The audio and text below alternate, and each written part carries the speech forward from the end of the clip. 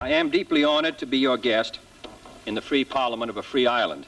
My father would have escorted President Kennedy around Dublin, the various routes around Dublin, to Ars an Uachtaráin, down through O'Connell Street, where thousands of people had turned out to wish him well.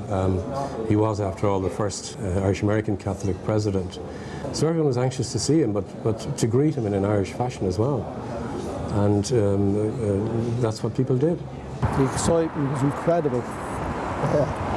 It was just amazing to see the amount of people out on the street with their flags and their children. And I think that day, as a matter of fact, a lot of people got off work. I'm not 100% sure, but I know I did.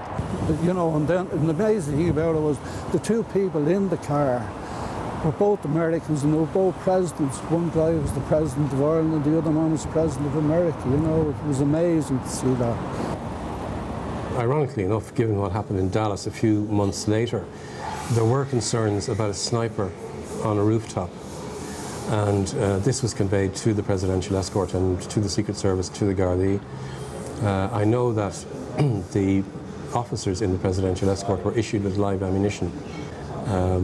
If you look at the footage and the photographs today, the security seems very loose and lax, but for the time it was quite tight. The arrival of JFK at Dublin Airport had the whole country in a tizzy, with everyone listening to the radio to hear the latest news from the capital.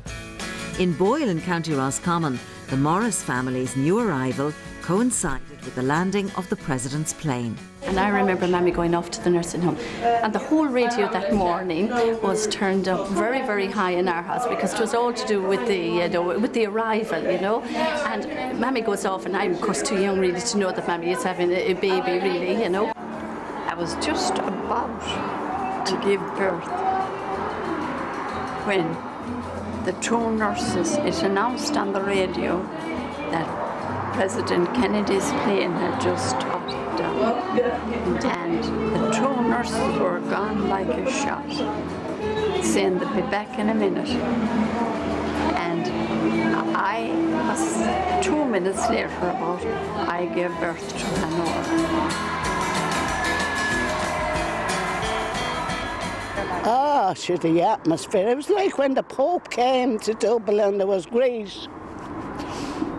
You know, like a President of America coming to Ireland. So I was in town visiting my parents, and he was very long. He was delayed at the airport, and I was standing in front of Parnell Monument, and he came down in the car, and he was all bronze, and he looked lovely.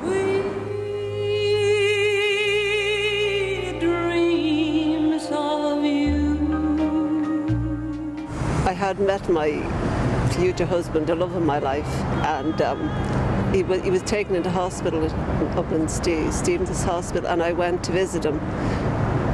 And on the way back, I was just walking all along the quay, and then I just was on the side of the path, and I just happened to look, and there was the big limousine, and President Kennedy, looking back as if the car stood still, and he just smiled and he gave me a big wave, and I thought it was very nice of him. So I went along then quite happy.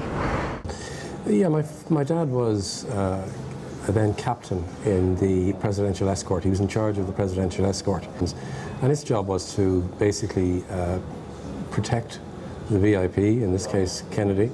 If you see the footage and the photographs from the era, he is the closest to Kennedy, and the Secret Service are travelling behind in a car behind Kennedy.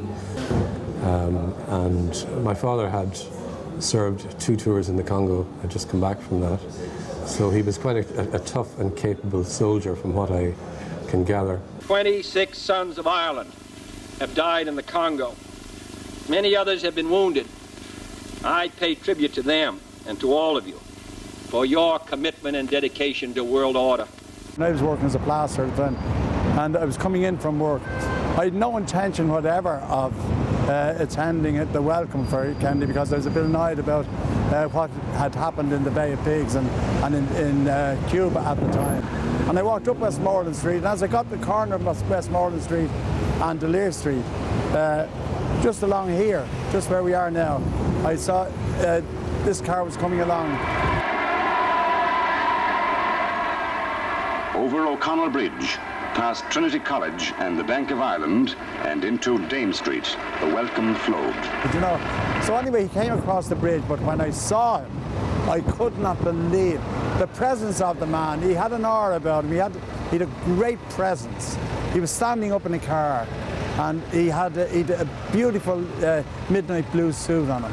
It was beautiful. Now it shone. I think it might have been mohair or something like that.